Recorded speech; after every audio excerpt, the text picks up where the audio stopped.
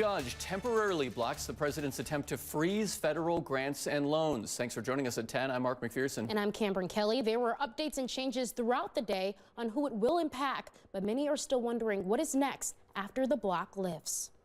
A possible federal funding freeze is leaving many confused. UW-Madison professor emeritus of political science Howard Schwaber explains there is little guidance at this time. This is incredibly complicated. The Trump administration's memo states Social Security, Medicare benefits, and assistance provided directly to individuals would not be impacted. It also says money for small businesses, farmers, Pell Grants, and Head Start programs would not be withheld. Think of this less in terms of a specific issue of funding and programs, and more in terms of a general desire to reshape the constitutional landscape. Ellen Carlson, the executive director of Way Forward Resources, mentions there was no specific guide that she was given. This has never happened, and it's really scary. Tuesday afternoon, a judge temporarily halted the freeze. One of the quirks of the American system is that any federal judge anywhere can issue an injunction that stops the entire federal government. Carlson says her organization will do everything they can to keep services going. We really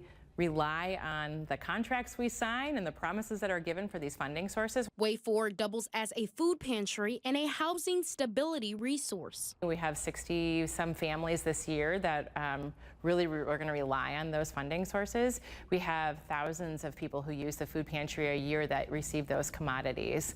When the block lifts on Monday, the freeze would affect people using the housing program in the Middleton Cross Plains School District and parts of the west side of Madison. When we don't receive those funds, there isn't an easy way for us to go just get money from somewhere else to do those things.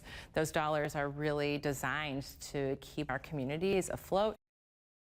Again, the block lasts until Monday afternoon and applies only to existing programs. Madison city officials talked about the possible funding freeze at Common Council tonight. Mayor Satya Rhodes Conway says this freeze could have an impact on tens of millions of dollars used for services here in Madison.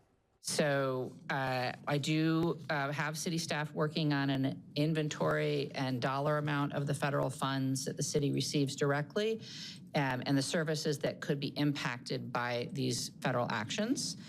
We will provide the council with an update when we have that information.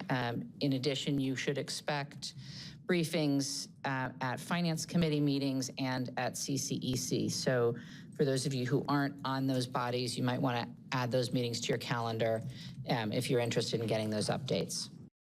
The mayor also says she's concerned with how this will impact public health initiatives, housing programs, and food security programs.